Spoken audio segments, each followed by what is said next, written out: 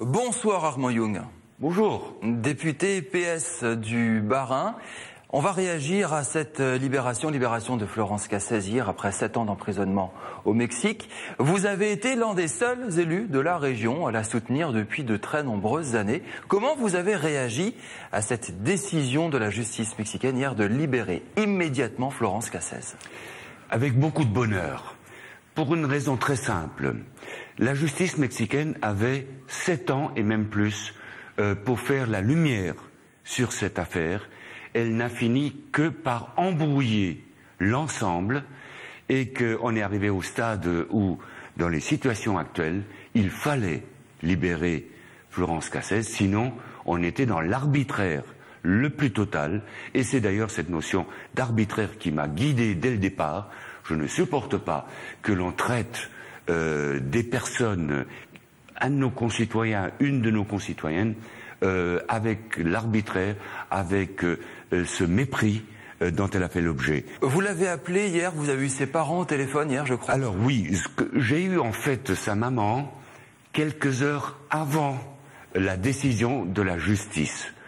Pour une raison très simple, c'est que j'étais pessimiste sur la libération. Vous n'y croyez pas? J'avais beaucoup de doutes. Après ce qu'on a vécu, les rebondissements qu'on a vécu pendant 7 ans, je me suis dit, la pauvre dame que j'ai rencontrée à plusieurs reprises à Strasbourg, elle va être effondrée s'il n'y a pas une décision positive. Vous avez l'intention de faire venir la famille à Strasbourg? J'ai lancé l'invitation.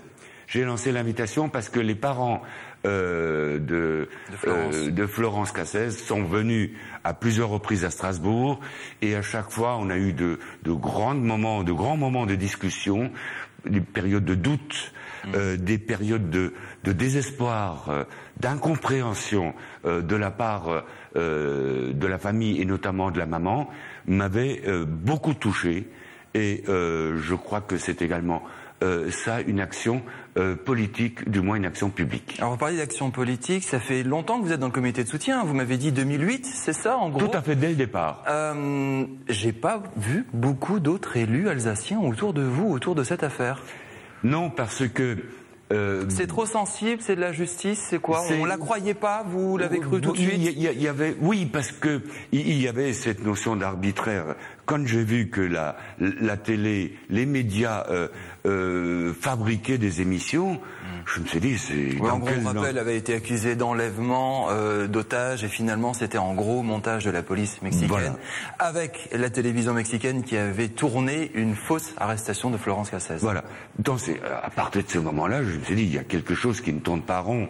Mais comment vous expliquez que vous puissiez avoir été le seul? Je sais qu'il y a 1 ou 2 députés à l'Assemblée qui ont essayé d'alerter ça, de faire un comité de soutien. Il a eu beaucoup de mal à se mettre en œuvre.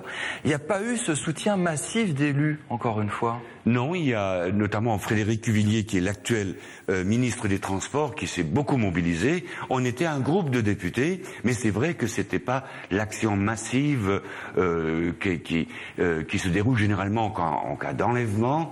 Là, on était dans une... Ce n'est pas la même histoire que d'avec en otage. Voilà, c'est pas la même prise de position, la prise de conscience. J'aimerais faire le parallèle avec une autre affaire, Florence Cassez est libérée, vous l'avez dit, elle va venir prochainement à Strasbourg. Il y a une autre personne à Strasbourg aujourd'hui qui, elle, a été condamnée. C'est Pinar Selek, sociologue turque. Elle a été condamnée hier en Turquie à la prison à vie pour terrorisme. Elle est réfugiée à Strasbourg. Aujourd'hui, manifestation, conférence de presse de Pinar Selek, on y revient dans un instant. Vous êtes également mobilisé là-dessus. Condamnation à vie d'une sociologue qui étudie sur les minorités sexuelles kurdes. Comment vous prenez ça? Mais on est à peu près... Toutes les situations sont différentes, mais on a une situation identique avec une justice un peu plus ou moins aux ordres. Là, c'est pas le Mexique, mais là, c'est la Turquie. C'est la Turquie. Des médias qui sont globalement opposés à ce type de revendications et nous sommes face à une décision que pour moi personnellement j'estime arbitraire. Elle a été innocentée 3 fois, de nouveau à chaque fois nouveau procès et là condamnée à vie. Elle a une carte d'étudiante à Strasbourg, elle a 41 ans et elle demande l'asile politique. Et ben elle veut l'asile politique. Je lui apporte mon soutien.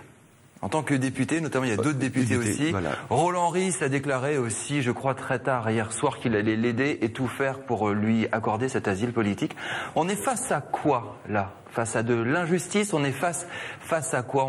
La Turquie veut quand même, à un moment donné, rentrer dans l'Europe aussi. On pense à ça. Et je suis un des soutiens de l'entrée de la Turquie en Europe. Je l'ai toujours dit, et c'est autant de raisons qui me font penser que ce genre de situation ne va pas simplifier les différentes demandes d'adhésion de la Turquie que j'ai croisées, que je croise encore au Conseil de l'Europe, qui sont des parlementaires très souvent remarquables. Et je me demande s'il n'y a pas là aussi un montage d'une opération qui peut-être pourra se dégonfler très prochainement. En tout cas, j'ai personnellement relayé les demandes d'asile politique et je la soutiens. Vous avez déjà lancé la procédure? Tout à fait. Non, pas la procédure. Oui. Mon travail était de sensibiliser les ministères concernés, oui. Le gouvernement, qu'il y a là quelque chose d'anormal qui se passe. Et j'ai bon espoir que ça se passe, mais que l'on respecte les règles. Mais d'ores et déjà, je lui apporte mon soutien. Alors, Pinar Select a organisé une conférence de presse aujourd'hui à Strasbourg. Il y a eu une manifestation de soutien après cette condamnation, donc condamnation à vie pour terrorisme en Turquie. Anna Britz a participé à la conférence. Elle a recueilli quelques secondes de son témoignage. Regardez. Moi, vraiment, je ne veux pas jouer dans ce film, c'est science-fiction, et je veux vraiment continuer à mes recherches, à lire, à écrire, à réfléchir, et à transformer les choses. C'est pour cela que je suis arrivée à Strasbourg aussi, et pour continuer à mes recherches, pour continuer à ma vie. Je me sens pas trop bien, si vous voulez. C'est pas facile, mais avec cette solidarité qui m'entoure, je prends une force. J'attends une réponse, une processus judiciaire, pas politique. Merci beaucoup Armand Young. Donc Florence Cassès bientôt à Strasbourg, votre invitation, et Pinar Select. On va accélérer sa demande d'asile politique ici en France. Elle a été condamnée hier à vie pour terrorisme en Turquie. Elle est réfugiée à Strasbourg. Merci d'avoir passé un petit peu de temps avec nous.